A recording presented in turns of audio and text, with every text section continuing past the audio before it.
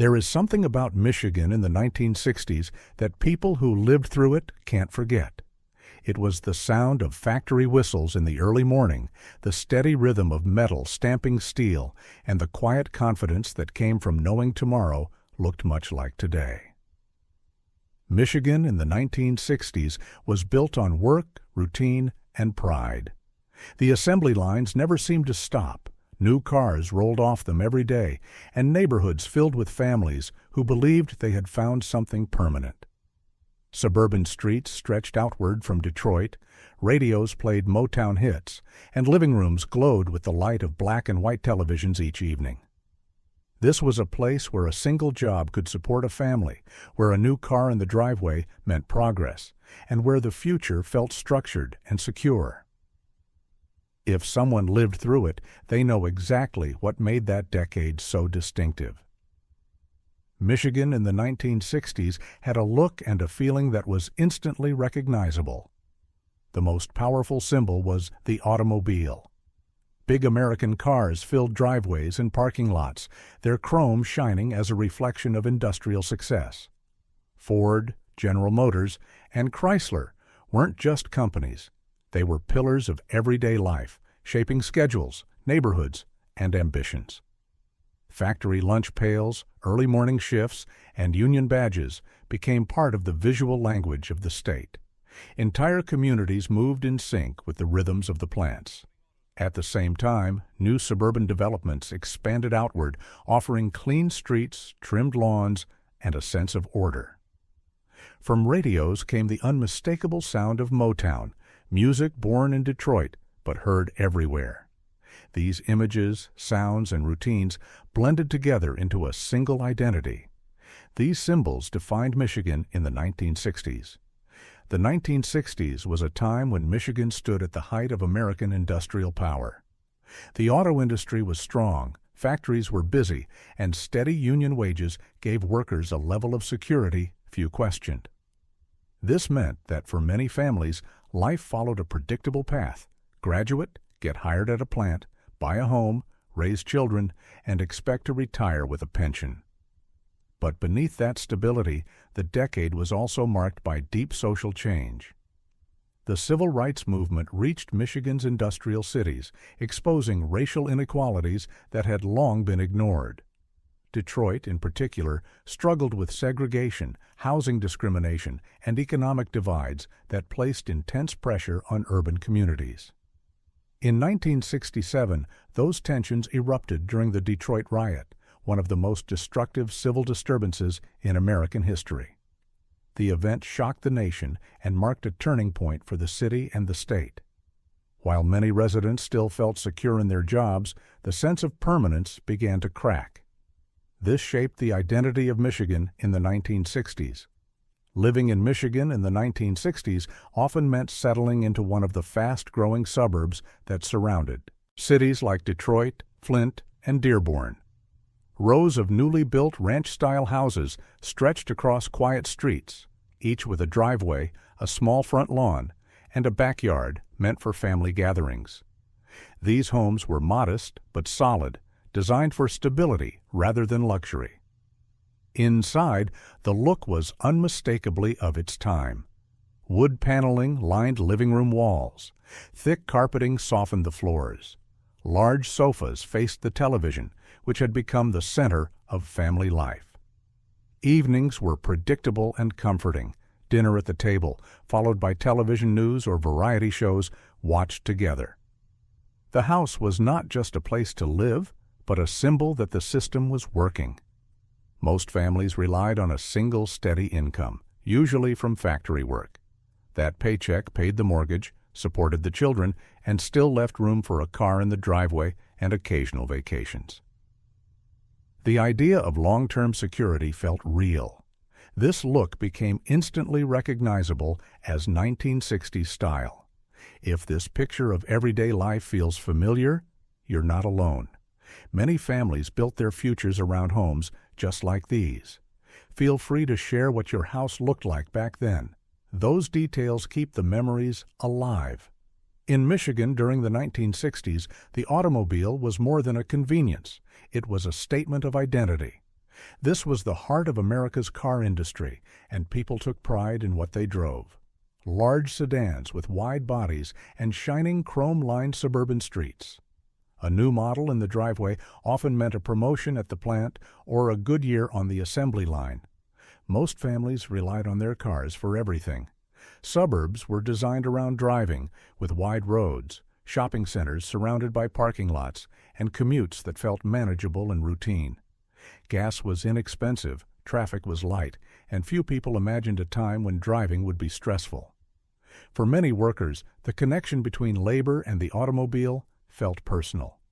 The cars on the road were often built by neighbors, relatives, or even the drivers themselves. Owning and maintaining a car was a source of pride, reinforcing the belief that Michigan was powering the nation forward. Driving was not just transportation, it was identity. In the 1960s, Michigan was not just building cars, it was shaping American culture. Nowhere was that more visible than in music. Detroit gave the country the Motown sound, a style that blended soul, pop, and rhythm into something instantly recognizable.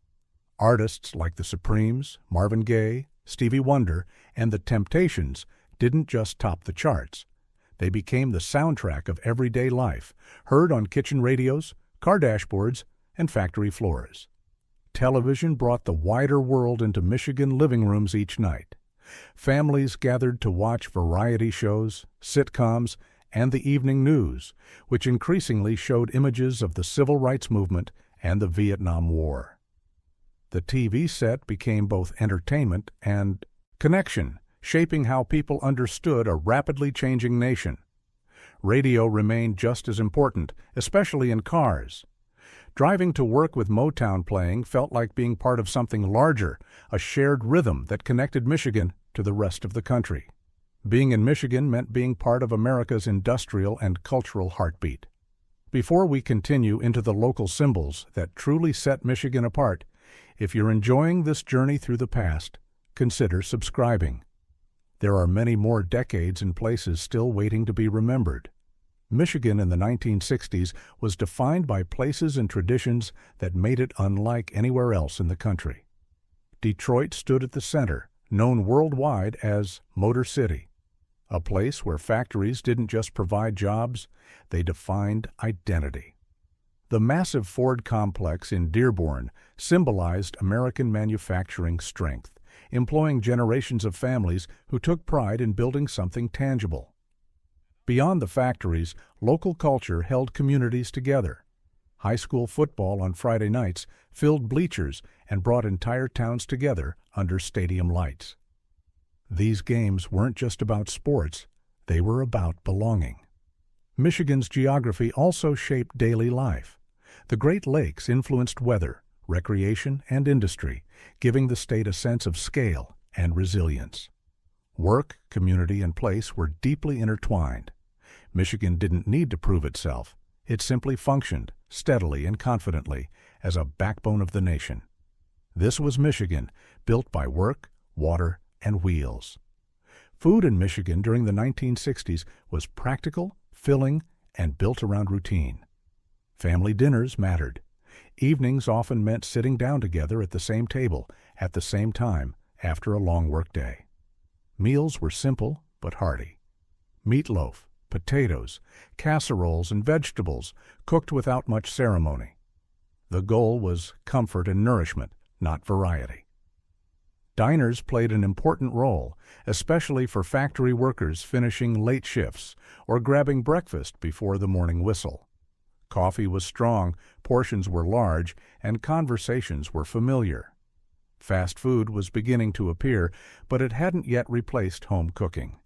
Eating out was still an occasional treat, not a daily habit.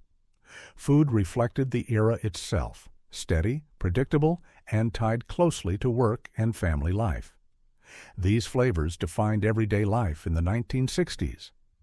What meals do you remember most from that time? A family recipe, a favorite diner, or a dish that showed up every week? Share it below and help bring those memories back.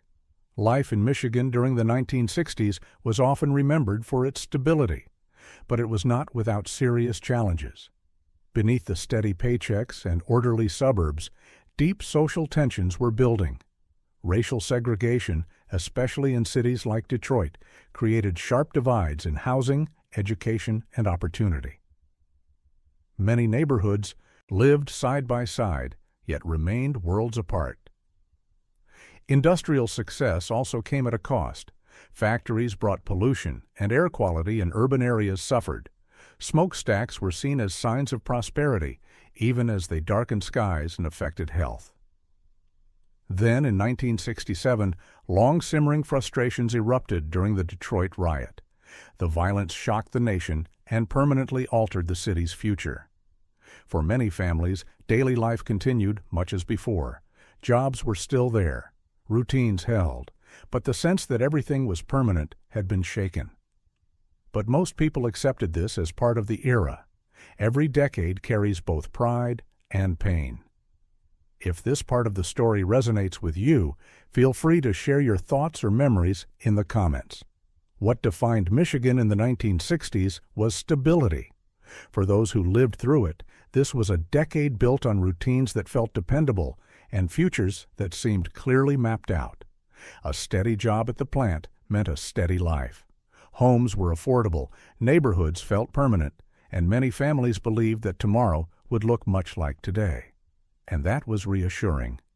Michigan represented the promise that hard work would be rewarded and that progress moved in a straight line. There was pride in building something real. Cars rolled off assembly lines and onto roads across the country, carrying with them a sense that Michigan mattered. Even as social changes and economic warning signs began to appear toward the end of the decade, the dominant feeling remained one of order and confidence. For many, the 1960s in Michigan were remembered as a time when life felt anchored. The system seemed to work. The future felt structured. And everyday life carried a quiet sense of certainty that would become harder to find in the years ahead. For those with memories of this remarkable era, there is always more history to explore. If this journey back to Michigan in the 1960s brought back memories, consider subscribing and sharing this story with someone who lived it too.